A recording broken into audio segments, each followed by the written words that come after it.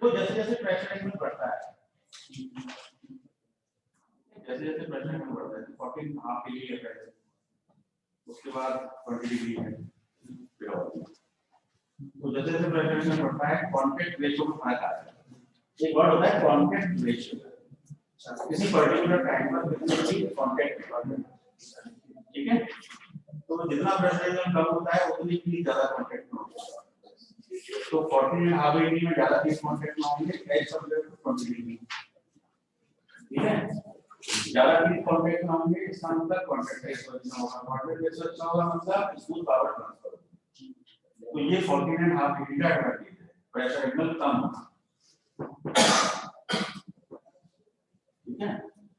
20 degree में क्या होता है, टूथ थिकर हो जाता है, जैसे जैसे प्रेशर एंगल बढ़ता है टूथ थिकर होता है, थिकर होने से उसकी स्ट्रेंथ बढ़ जाती है, ज्यादा मटेरियल होगा तो स्ट्रेंथ बढ़ जाएगी, बढ़ जाएगी। तो ये 20 डिग्री का एडवांटेज है। अब एक और प्रोफाइल होती है 20 डिग्री स्टक हो जाती है, उसका क्या एडवांटेज है, 20 डिग्री और एंगल उसमें भी 20 डिग्री होता है, बट उसको स्टक टूथ कहते हैं। जैसे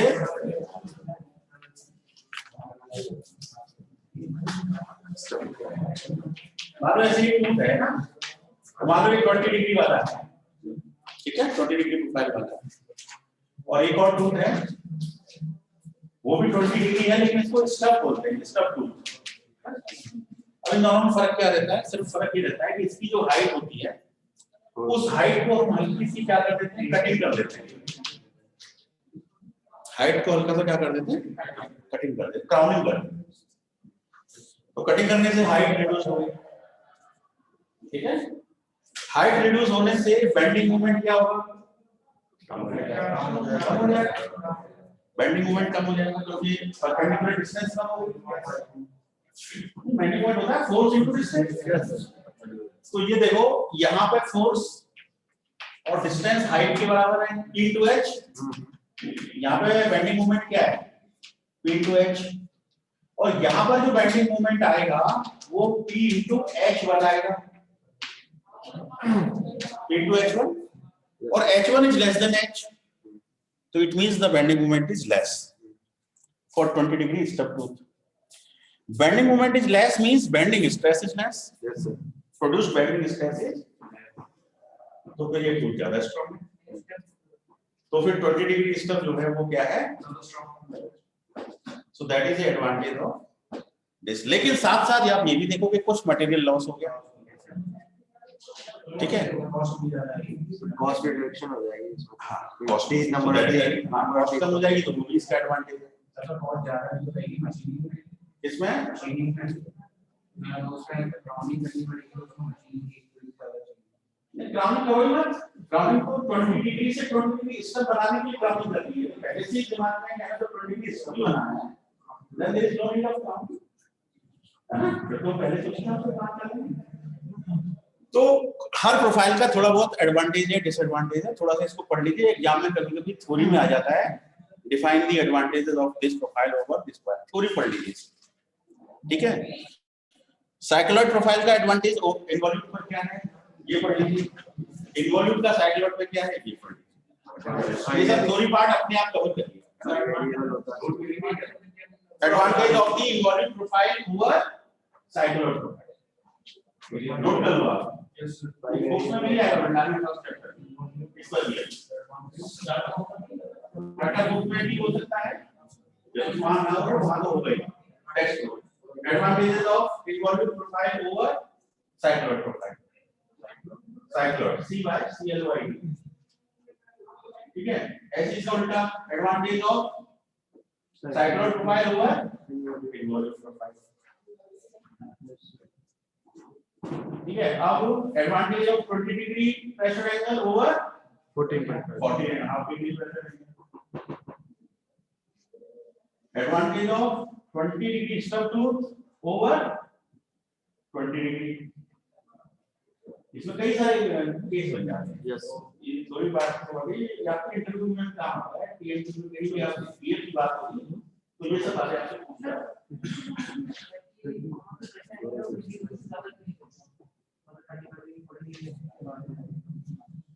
नहीं बढ़ाने पे कॉन्टैक्ट रेशियो क्या होगा, कम होगा, पावर ट्रांसफर। प्रेशर एंगल बढ़ाने से टूथ थिकर होगा, स्ट्रेंथ बढ़ेगी, लेकिन जब पावर ट्रांसफर ही नहीं हो रहा तो स्ट्रेंथ किस काम की। तो हमें तो बैलेंस बनाना चाहिए ना, हमारा काम ही हो जाएगा। यही है, ठीक है। तो ये थोड़ी सी बात हो गई। अब हम आज बात कर रहे हैं थोड़ा हेलिकल गियर, है ना, हेलिकल गियर की फोर्स एनालिसिस पे बात करेंगे। तो पहले हेलिकल गियर में क्या चेंजेस हैं थोड़ी सी बात कर लेते हैं। हेलिकल गियर में there is a pinion again, there is a spur gear again, pinion, helical gear, ठीक है। इस पर पहले क्या था, स्पर पिनियन स्पर गियर। तो स्पर में क्या था, टूथ एकदम स्ट्रेट थे, टूथ आर स्ट्रेट, हां स्ट्रेट टूथ थे, parallel to the axis of the shaft. ये वाला तो एक्सिस है, तो जो शाफ्ट का एक्सिस है और टूथ का जो एक्सिस है, टूथ का जो डायरेक्शन है, टीथ का जो डायरेक्शन है, वो आपस में क्या है, parallel.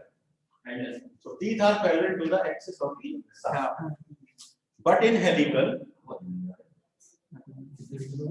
this is the pinion. This बात नहीं करिए. This is the gear. Now the teeth are inclined. Teeth are inclined. ठीक है. अब ये लेफ्ट साइड में लोअर है, राइट साइड में अप है. ठीक है. तो इसको हम बोलेंगे लेफ्ट हैंड. जिधर लोअर होगा उसका वही नाम हो जाता है टर्मिनोलॉजी में. देखो अब ये टीथ है, तो टीथ का ये वाला पार्ट लेफ्ट है, ये वाला पार्ट राइट है. तो राइट पार्ट अप है और लेफ्ट पार्ट डाउन है. ठीक है. तो जो पार्ट डाउन होता है वही उसका नाम हो जाता है left hand. Left part is down, so left hand. अब मैं यहाँ पे देखो टीथ बनाता हूँ. अब यहाँ पे राइट पार्ट डाउन है, तो इसका नाम हो जाएगा, हमेशा याद रहेगा, हमेशा याद रहेगा वो इस पर. अब ये दोनों ही हेलिकल है, ये हेलिकल पिनियन, ये हेलिकल गियर. ठीक है. तो जैसे ये शाफ्ट है, अब शाफ्ट की डायरेक्शन से टीथ का एंगल कितना है, वो साई है. जितने एंगल से टीथ इंक्लाइंड हो गया वही हमारा साई एंगल है ना, inclined. Left hand teeth pinion है तो गियर राइट हैंड ही होगा, otherwise matching is not possible. Left hand की मैचिंग लेफ्ट हैंड से नहीं हो सकती. ठीक है. अपोजिट होने चाहिए, उनके हैंड ऑफ हेलिक्स अपोजिट होने चाहिए. एक का लेफ्ट है तो दूसरे का right. If this angle is 23 degree, then this angle here also should be 23 degree. 23 degree angle यदि पिनियन पे है तो गियर पे भी 23 होगा. ऐसा नहीं हो सकता कि 23 डिग्री की पिनियन 25 डिग्री के गियर के साथ मैच हो जाए. It is not possible. Helix angle must be same and hand of helix must be opposite. ठीक है. आप देखो इस पर गियर के केस में जो फोर्स आता था, ठीक है, उस फोर्स का नाम था पी. पी के दो पार्ट हो जाते थे. एक हो जाता था पी कॉस अल्फा और एक हो जाता था पी साइन अल्फा. ये तो इस पर गियर का फोर्स एनालिसिस है. इस पार्ट को हम कहते थे पीटी, इस पार्ट को हम कहते थे रेडियल फोर्स. अब हम हेलिकल गियर पर देखते हैं कि फोर्स एनालिसिस क्या है. तो उसका एक डायग्राम सा बनाते हैं. मान लीजिए हेलिकल गियर के केस में क्या हुआ, जैसे मान लीजिए टीथ है. ठीक है. और मान लीजिए कि ये फोर्स आ रहा है. ठीक है. पेन मेरा फोर्स है, ये टीथ है. तो इस पर गियर में तो सीधा है, तो ये फोर्स है पी. अब पी के दो component, P cos alpha, P sine alpha. ये तो इस पर की कहानी है. अब हेलिकल में ये टीथ हो गया हल्का सा इंक्लाइंड. टीथ क्या हो गया, अभी इंक्लाइंड हो गया. ठीक है. इंक्लाइंड होने से अब ये फोर्स आया. ठीक है. अब इस फोर्स के दो कंपोनेंट हुए, P cos alpha and P sine alpha. ठीक है. तो पी कॉस अल्फा एन तो हॉरिजॉन्टल हो गया एक तरह से, और ये वर्टिकल हो गया. तो वर्टिकल वाला रेडियल ले आएगा. ठीक है. तो रेडियल कंपोनेंट क्या हो गया, पी साइन अल्फा एन. और एक फोर्स क्या है P cos अल्फा n। अब ये P cos alpha n Sai angle से फिर कंपोनेंट हुआ, P cos alpha n cos Sai, P cos alpha n sin Sai, दो बार डिवीजन हो रहा है। तो ये 3 डायमेंशनल एनालिसिस हो गई। फोर्स की 3 डायमेंशनल, उसमें 2 डायमेंशनल है इस पर गियर में, इसमें 3 डायमेंशनल। तो एक तरह से मैं ये कह सकता हूं कि मेरे पास एक फोर्स है P, पहले P के दो कंपोनेंट हुए, P cos अल्फा n और P sin अल्फा n, ठीक है। फिर ये जो cos अल्फा n था इसके फिर दो कंपोनेंट हुए, P cos alpha n cos sin and P cos alpha n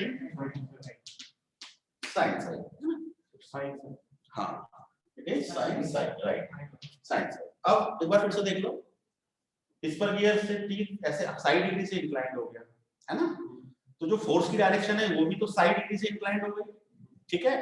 तो अब फोर्स को डिवाइड किया पहले तो P cos alpha n P sin alpha n, अब जो नीचे वाला P cos अल्फा n था वो साइड डिग्री से फिर हुआ, तो ये अब PT है, P cos alpha n cos psi, ये अब हमारा क्या है PT, यानी कि tangential force P cos alpha n cos psi, ठीक है।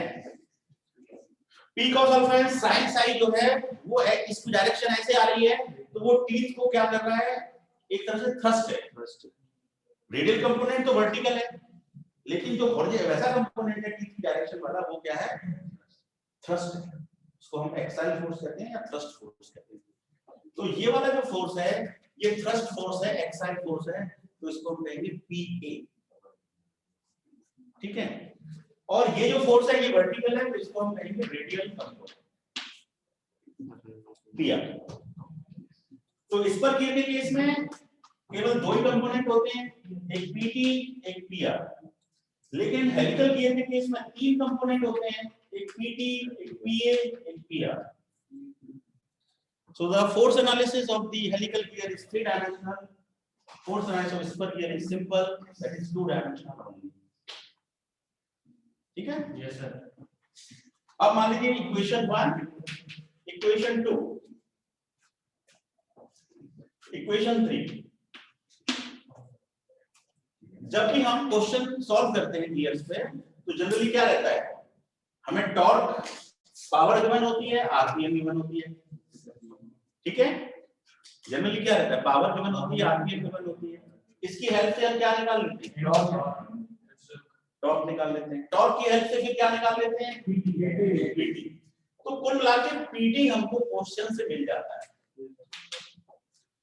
पीटी के लिए हमें फॉर्मूला नहीं लगाना पड़ता है, पीटी तो क्वेश्चन की रिक्वायरमेंट से मिल जाता है, ठीक है। अब उस पीटी की हेल्प से फिर हम पीआर और पीए कैलकुलेट कर सकते हैं।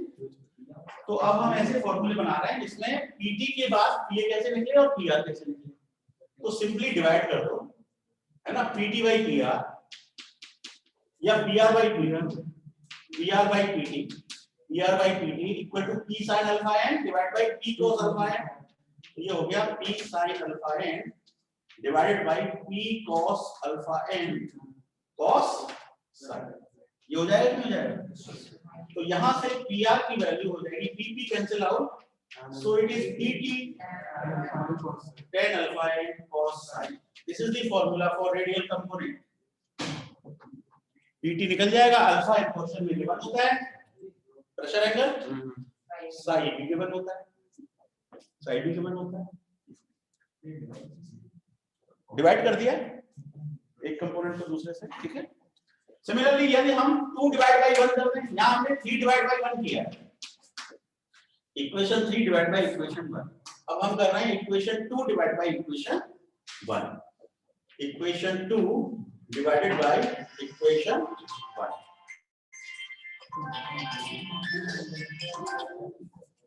हाँ बोलो क्या लिखा है? नहीं तो अब हमें क्या मिल जाएगा, देखो डिवाइड करेंगे, पीपी कैंसिल आउट हो जाएगा, ठीक है, cos अल्फा एन की कैंसिल आउट हो जाएगा, ये पूरा cancel out, P cos alpha n cos psi divided by P sin alpha n, P cos alpha n sine psi equal to PT by P, यही हो जाएगा। तो ठीक है ना, P cos alpha N cancel out, तो P equal to क्या मिला, P equal to PT tan sine, P equal to PT tan sine, P equal to PT, ये फॉर्मूला आ जाएगा sine psi by cos psi tan sine. फॉर्मूले बन गए। तो एग्जाम में कभी-कभी गेट वगैरह में क्वेश्चन आते हैं सिर्फ फोर्स के ऊपर ही आ जाते हैं। एक कोई भी सिचुएशन दे देंगे आपको, बताइए what is the value of the radial, बस एक चार ऑप्शन है, आपको टिक करना है।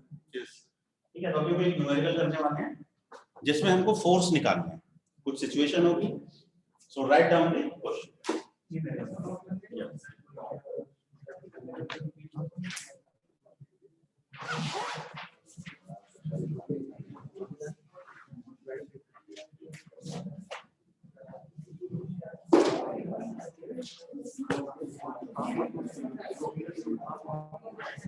Yes, a pair of, हाँ इसे नोट कर लो जब तक मैं फोन कर लेता हूँ।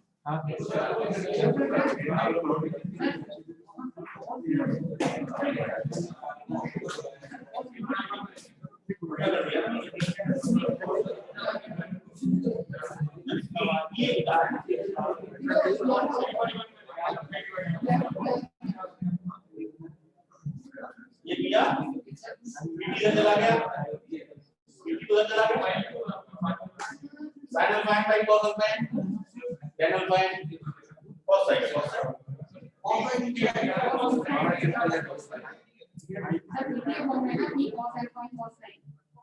पीटी का ये है cos p cos alpha N cos, अच्छा cos है, cos तो लिखा है पीटी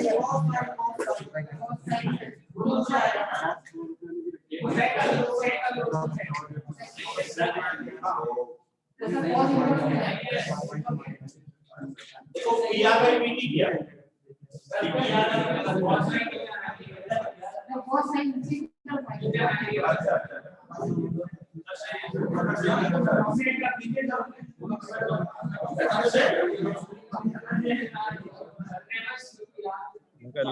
की तरह करेक्ट कर देते हैं, रुक जाओ। आपको इधर ही लिखी होगी है ना क्या? अच्छा क्लास आ जाएगा भाई।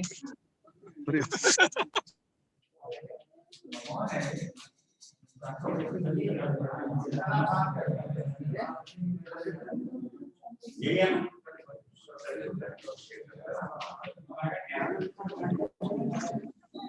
हेलिकल गियर सर, वो हेलिकल अब चेक करो, इट इज ओके, ये फाइन।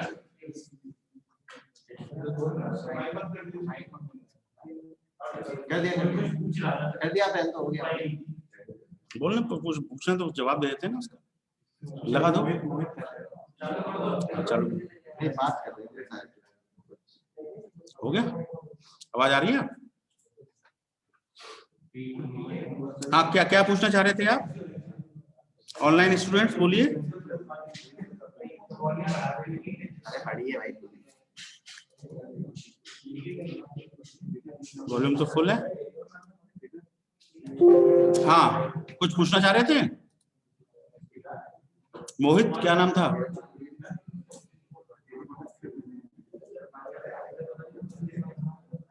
चलिए, कोई होगा तो बोलेंगे। सो अब हम क्वेश्चन लिख रहे हैं। You have noted? Right. A pair of helical gears.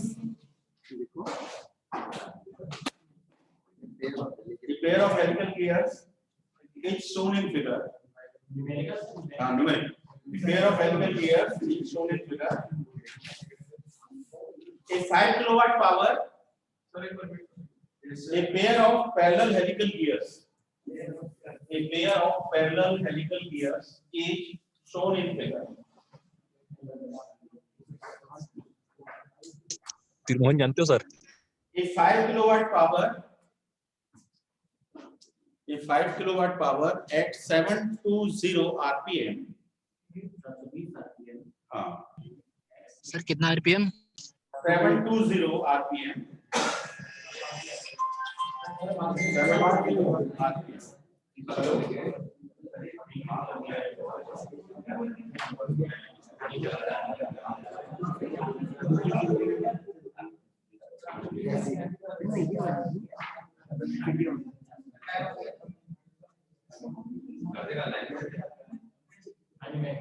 लिख तो 720 RPM is supplied to pinion. Pinion is supplied to pinion through its shaft. Through its shaft. The normal module is 5 millimeter. The normal module is 5 millimeter.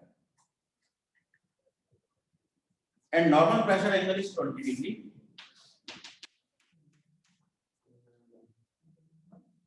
Pressure angle is 20 degree. The helix angle is 30 degree. The helix angle is 30 degree, means side equal to 30 degree. The pinion rotates in clockwise direction. The pinion rotates in clockwise direction. The pinion rotates in clockwise direction. When seen from the left side of the piece. When seen from the left side of the page. Determine the component. When seen from the left side of the page, determine the component of the tooth forces. Determine the component of the tooth forces acting on the pinion and gear.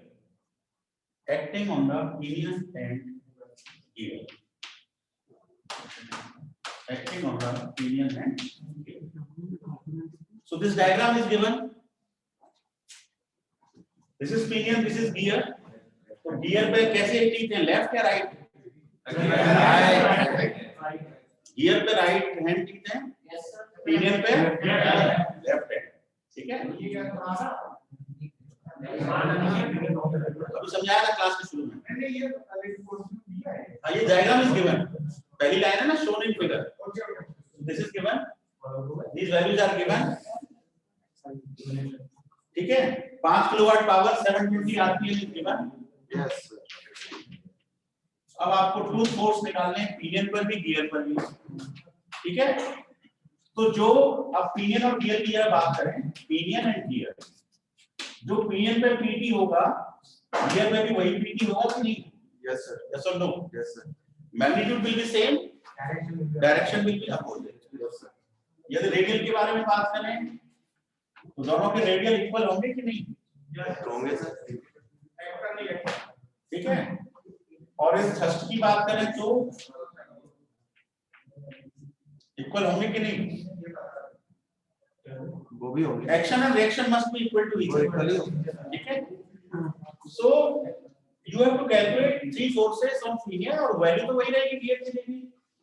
तो बस इन formula का use करिए. तो सबसे पहले आप क्या निकालेंगे? Torque. Because power and this is given. तो एमटी निकालिए. एमटी के बाद पीटी, पीटी के बाद पीआर, उसके बाद पी. सब हो जाएगा. सिंपल करके देखो. आंसर बताइए.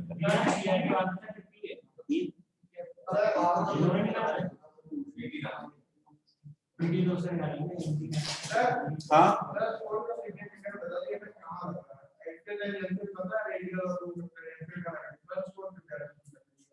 देखो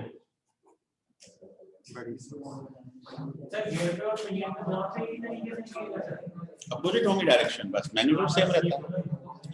ठीक है ना? मान लीजिए ये ले लेते हैं. ये सर्कुलर दिख रहा है ना आपको? ये मान लो ये गियर है सर्कुलर. ठीक है? अब उस गियर के ऊपर टीथ लगे हुए हैं. ठीक है? अब इसमें सर्कुलर गियर में कोई चीज ऊपर से वर्टिकल आ रही है. ऊपर से क्या पेन देना जरा. ऊपर से कोई चीज वर्टिकल आ रही है तो ये तो रेडियल कंपोनेंट है. पिनियन पे यदि ऐसे है तो गियर पे अपोजिट. ठीक है? ये रेडियल है। यदि कोई चीज ऐसे आ रही है तो वो टेंजेंशियल है, ठीक है। यदि कोई चीज ऐसे आ रही है, थ्रस्ट, 3 डायरेक्शन है, वर्टिकल, हॉरिजॉन्टल, नहीं सेम क्यों होगा? नहीं, लेकिन वो टीथ के इंक्लाइन होने की वजह से जनरेट हो रहा है ना, इस पर गियर में तो वो है ही नहीं। हाँ, टीथ के इंक्लाइन होने की वजह से जनरेट हो रहा है।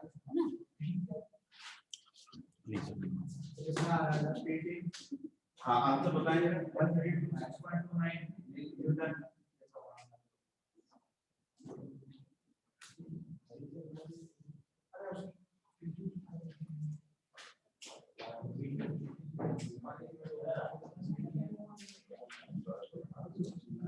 देखो टॉर्क की वैल्यू 66,314.56। चलिए अब पीटी की वैल्यू 1148 आ रही है।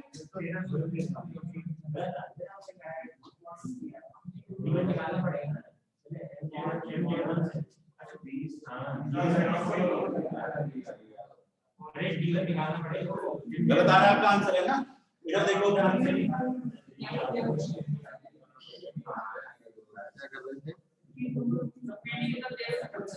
नहीं 1100 समथिंग आएगा। नहीं अभी देख लो। सबसे पहले mg का हमने किया 16 10 to the power 6 power is 5 divided by 25720। ये 66,314.56 इसकी यूनिट हो गई mm। ये लाइन तो सबकी आ रही है। Now come to pt। pt is twice 2mt divided by diameter of the pinion। Diameter of the pinion। Now calculate the diameter of the pinion first। So diameter of the pinion is given by mz1। mz1 important। हाँ right। Diameter of the pinion is given by mz1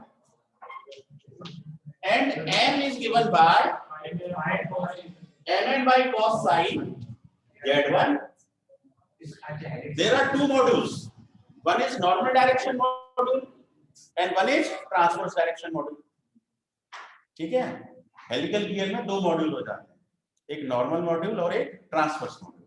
question में हमें normal module दिया हुआ है, ठीक है। तो normal module से पहले हम कैलकुलेट करेंगे पहले ट्रांसवर्स मॉड्यूल। तो m इक्वल टू होता है mn by cos sin z1, correct. So this will be mn कितना दिया है 5 मिलीमीटर, cos psi कितना दिया है 30, z1 कितना दिया है 30। now solve d1 and then find pt। 66,314.5। हाँ ना, ये कितना आ रहा है d1? अरे d1 बता दो, d1 कितना आ रहा है 115.5 ना, यूनिट आएगी मिलीमीटर। तो इसको यहाँ जोड़ दो 15.54। अब ये कितना आ रहा है 1100 जो भी एग्जैक्ट बताओ 1148 पॉइंट यूनिट।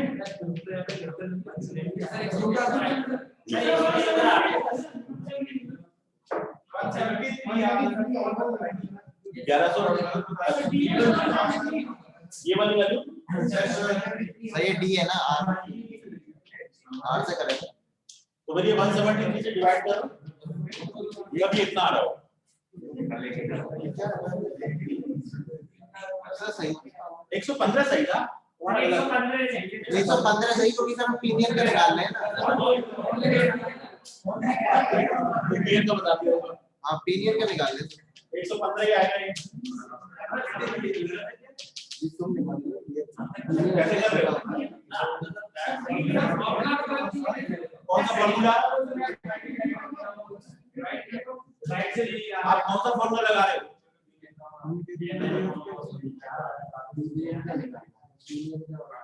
ये वाला इनटू z1 भी तो है, इसको सॉल्व करके 115 नहीं आ रहा। लगाओ कैलकुलेटर।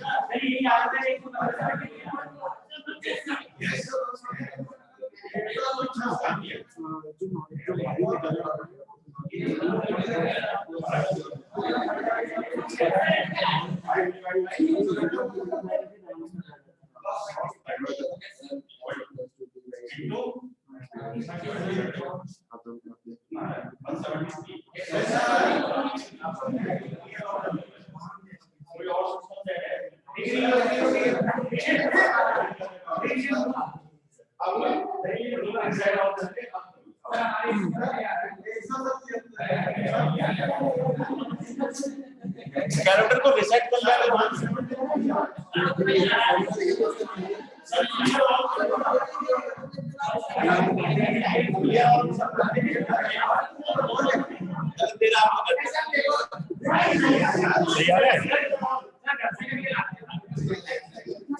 बैठ जाओ, वो कर लेना।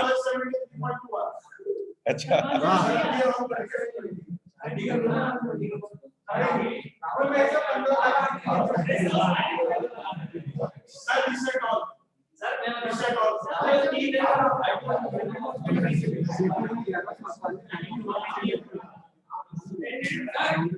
मेरे ख्याल से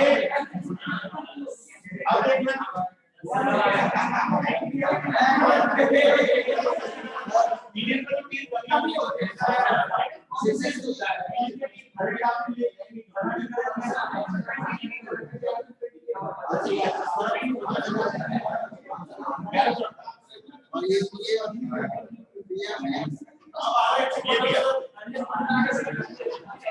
बेटा खड़े नहीं हो, बैठ जाओ, क्लास नहीं छूट रही है।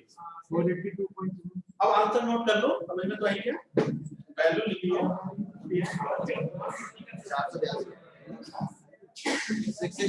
पीए का आंसर है 663.14, पीआर का आंसर है 482.73।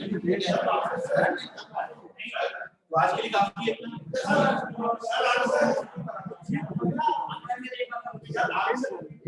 आंसर। क्या लिखा है? ये यार ये